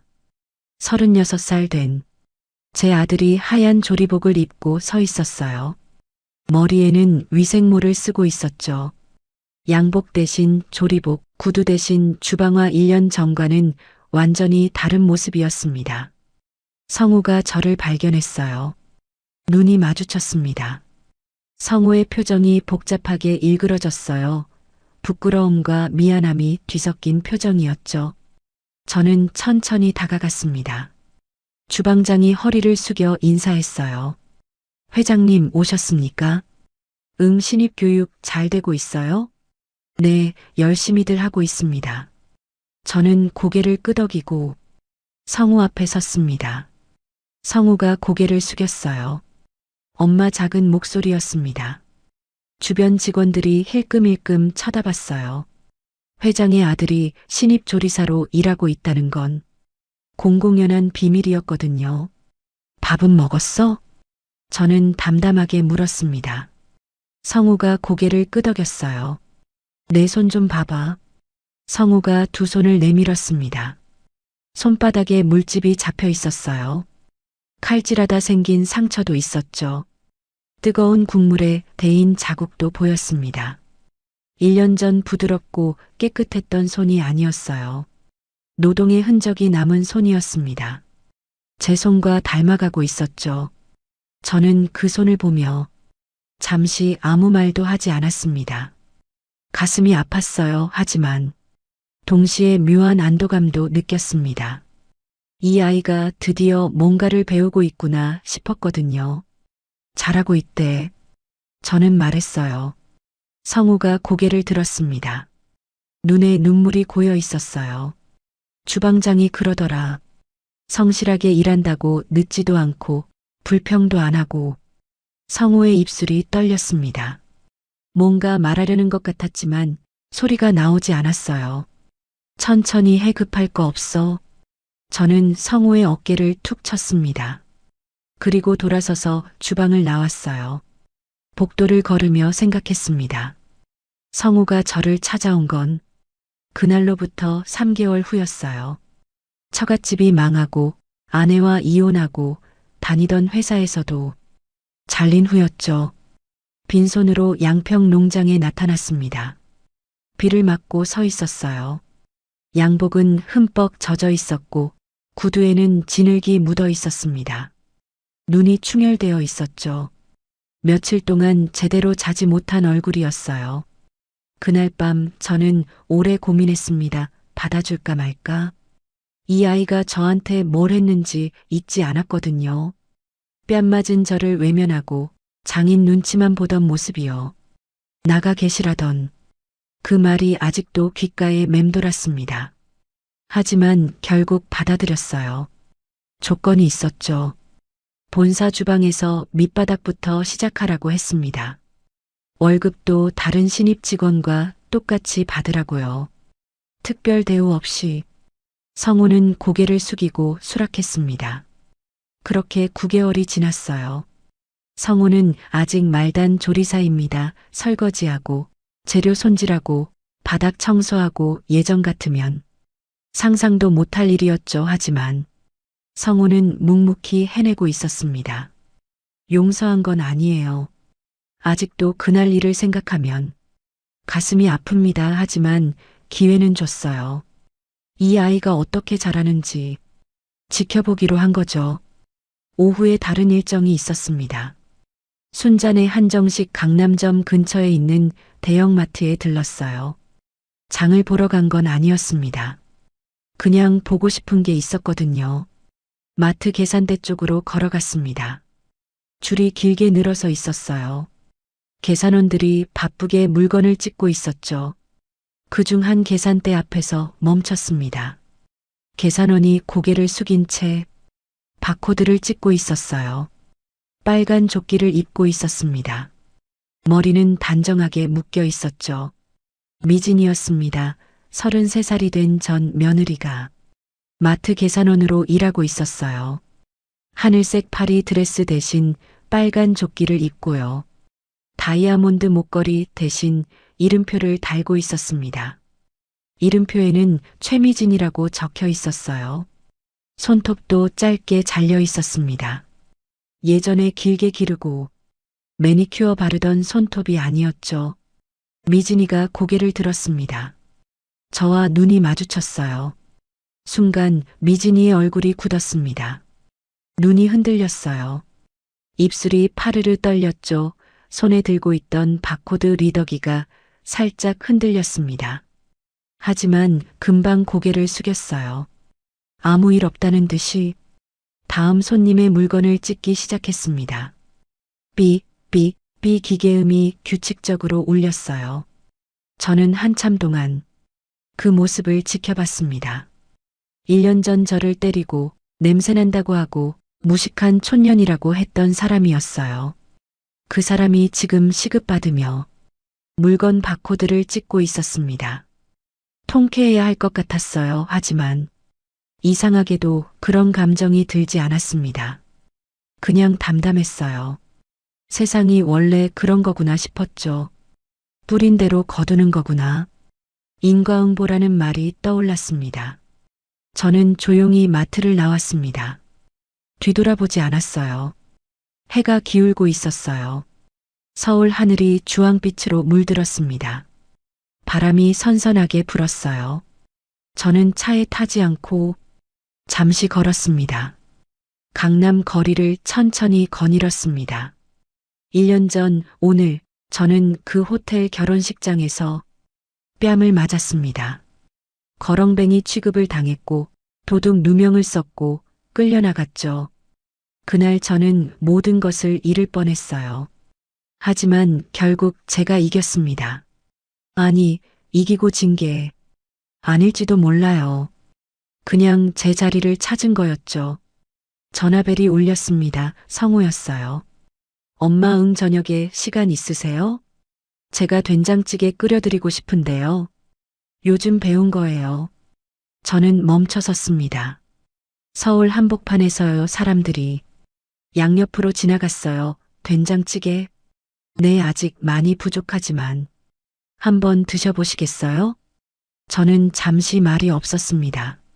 목이 메어왔어요. 눈시울이 뜨거워졌습니다.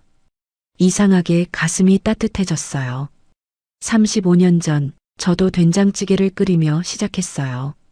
시장 한 구석 작은 국밥집에서요. 그때 저는 27살이었고 가진 거라곤 끓이는 솜씨 하나뿐이었죠. 남편은 일찍 떠났고 어린 아들 하나 데리고 세상에 나섰습니다. 그렇게 시작한 게 지금의 순잔의 한정식이 됐어요. 그리고 지금 제 아들이 된장찌개를 끓이며 다시 시작하고 있었습니다. 밑바닥에서부터요. 제가 그랬던 것처럼요. 그래, 먹어볼게. 저는 대답했어요. 양평으로 와, 농장에서 같이 먹자. 상추도 텃밭에서 방금 뜯어놨어. 전화를 끊고 하늘을 올려다봤습니다. 노을이 지고 있었어요. 빌딩 사이로 주황빛이 스며들었습니다. 아름다웠어요. 끝이 아니었어요. 새로운 시작이었죠. 저와 성우 모두에게요. 저는 다시 걸음을 옮겼습니다. 집으로 돌아가기 위해서요. 아들이 끓인 된장찌개를 먹으러요. 오늘의 사연 어떠셨나요? 사연이 마음에 닿았다면 더 좋은 사연으로 찾아뵐 수 있도록 구독과 좋아요를 눌러주세요.